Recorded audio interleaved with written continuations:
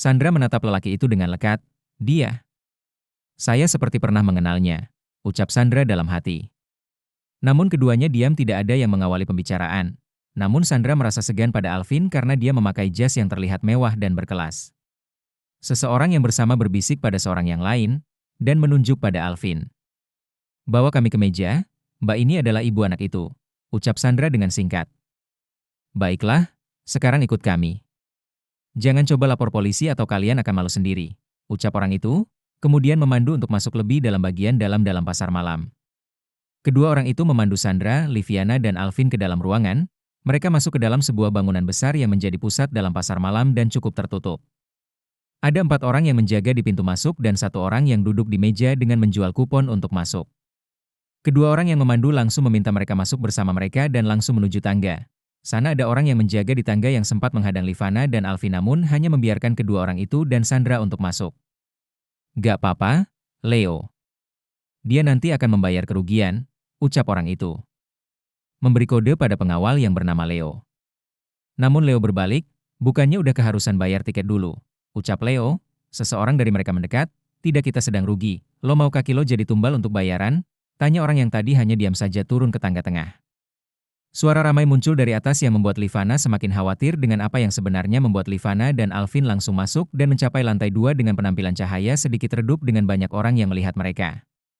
Alvin sedikit tersenyum melihat pemandangan itu. Ada yang memandang ramah padanya, tentu perempuan yang cantik. Selamat malam, ucap Alvin kembali terulang menyapa beberapa orang, kemudian sambil lempar senyum.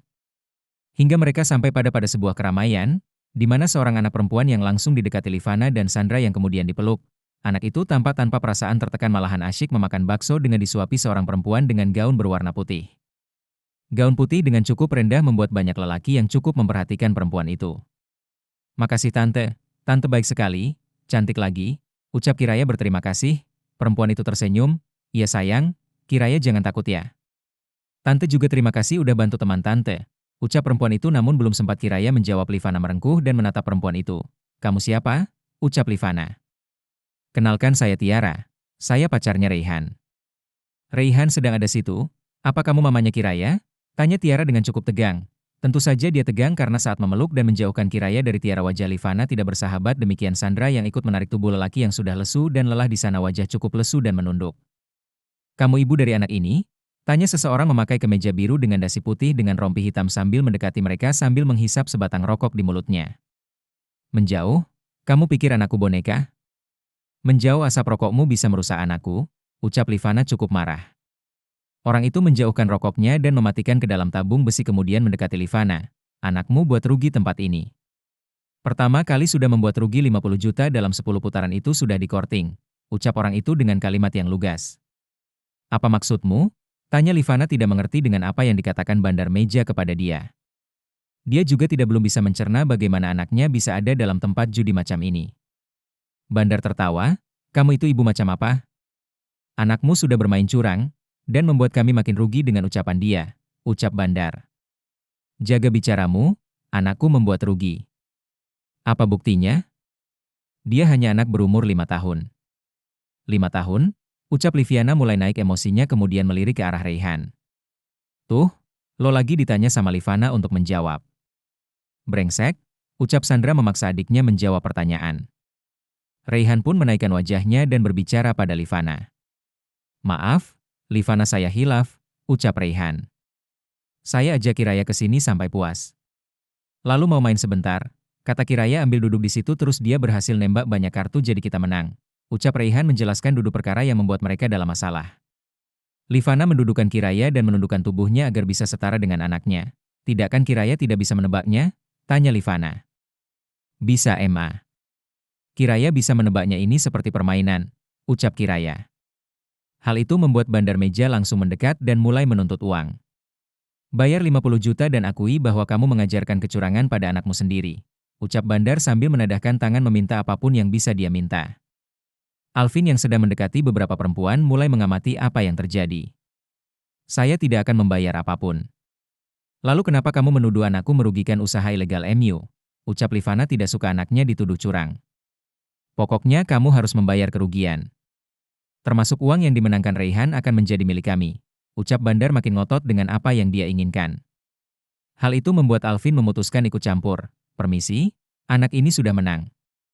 Lalu kenapa kamu harus mendendanya? Tanya Alvin. Tentu, saya akan memaksa jika ibu ini tidak membayar semuanya. Ucap Bandar. Tidak usah, tolong jelaskan berapa yang kami harus bayar. Ucap Alvin. 50 juta ditambah 60 juta dengan jumlah kemenangan Raihan yang dilakukan dengan kecurangan. Aku dan Om tidak curang, aku bisa memang menebak kartu itu. Ucap Kiraya berbicara. Baiklah, saya akan membuktikan bahwa kamu itu tidak benar-benar bisa menebak. Oh tidak, saya tidak akan melakukan apapun. Termasuk untuk membayar kerugian kamu, jika tidak mau rugi sebaiknya tidak perlu membuat usaha. Ucap Livana. Kemudian Meraih menggendong anaknya dan bersiap pergi bersama Sandra dan Raihan. Namun dengan cepat Bandar menarik tangan Kiraya menggenggamnya, membuat Kiraya teriak. Sakit? Alvin langsung berusaha melindungi Kiraya dan Livana. Dengan cepat dia langsung menampar sang bandar itu dengan keras. Plak, suara tamparan membuat semua terdiam. Bahkan beberapa orang berusaha melerai Alvin namun dia semakin marah dan melepas pegangan dan langsung mendorong Bandar. Seharusnya kamu tidak melakukan itu. Itu bisa menyakiti anak, saya akan menuntut kamu atas semua yang kamu lakukan. Ucap Alvin cukup emosi, dia tidak menyangka bahwa lelaki itu makin tidak memiliki rasa malu. Namun kejadian itu ikut membuat riuh tempat itu, termasuk ada sekelompok orang naik berusaha melindungi bosnya. Bos, ada apa ini? Tanya orang yang berbadan besar dan menatap Alvin yang juga menatap orang itu. Dia tidak mau bayar, kalian cepat bereskan pengganggu itu. Ucap Bandar menunjuk Alvin. Semua penjaga siap membereskan Alvin, beberapa di antara mengeluarkan senjata seperti tongkat baseball atau tongkat pemukul untuk satpam. Namun Alvin merogoh kantong dalamnya dan mengeluarkan sebuah benda dan melepaskan jasnya. Dengan sekali hentakan, benda itu memanjang. Itu adalah baton yang merupakan senjata pegangan dari Alvin. Seseorang maju dan hendak memukul, namun Alvin langsung memukul tepat pada rusuk bawahnya dan menendangnya. Perkara seperti ini bukan perkara besar bagi Alvin. Dia sudah tahu akan ada waktunya perkara seperti ini akan ada. Hal itu membuat pengawal yang hendak membereskan Alvin kembali terdiam karena Alvin mulai memukul dua pengawal tanpa mengeluarkan banyak keringat. Mereka yang memiliki badan lebih besar bisa kalah. Alvin memang menyerang titik yang mampu membuat lawan tidak berkutik. Baik, kita ubah. Jika kalian puaskan kami akan membiarkan kalian pergi dengan cuma-cuma. Cuma-cuma apa maksud kalian? Tanya Livana. Dia semakin gerah dengan situasi yang ada yang membuat atasan menjadi berkelahi untuknya, sungguh membuatnya malu. Jika kalian puaskan kami akan membiarkan kalian pergi dengan cuma-cuma. Cuma-cuma apa maksud kalian? Tanya Livana. Dia semakin gerah dengan situasi yang ada yang membuat atasan menjadi berkelahi untuknya, sungguh membuatnya malu. Namun tanpa disangka, Kiranya berkomentar, Kiraya tidak curang, hanya Om sendiri membuatnya mudah ditebak. Ucap Kiraya tanpa rasa bersalah. Kiraya tidak merasa bersalah, karena tidak melakukan kecurangan. Jika tidak curang, kita bermain. Tidak. Tidak. Aku tidak akan membiarkan Kiraya bermain judi. Tidak, ucap Livana memeluk Kiraya. Dia tidak mengizinkan anaknya untuk menerima permainan. Tenang Mama, ini game saja. Kiraya mampu, ucap Kiraya meyakinkan Livana untuk mengizinkannya. Ini terlalu sulit Kira. Kiraya mampu, ini hanya permainan, ucap Kiraya. Sandra langsung menggendong Kiraya dan mendudukannya kursi yang sudah ditambah bantal sofa. Bantal sofa membuat Kiraya bisa duduk lebih tinggi dan melihat jauh lebih luas dari gendongan Tiara.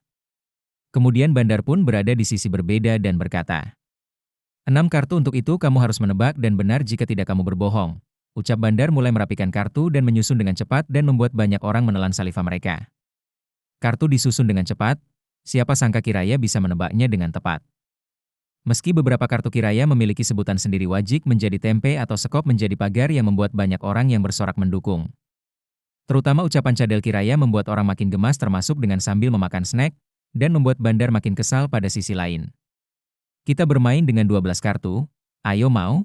Ucap Bandar kembali memainkan permainan. Bukannya hanya satu kali. Satu permainan tidak memiliki pengaruh, kita harus mencobanya. Ucap Bandar lagi seakan tidak memperdulikan ucapan Livana. Kiranya malah bersemangat, ayo Om kita main. Ucap Kiraya kemudian menatap penuh antusias dengan permainan yang akan dimainkan. Bandar pun mulai menyusun kartu dan menyusun kartu yang posisi lebih jauh dari sebelumnya. Tebaklah, ucap Bandar kemudian tersenyum karena akan lebih sulit untuk menebaknya meski sudah membiarkan Kiraya melihat kartu lebih dulu. Kali ini kamu akan menjadi bodoh anak kecil, ucap Bandar dalam hati. Namun Kiraya terdiam sejenak dan mulai menebak kartu yang ada. Bersambung.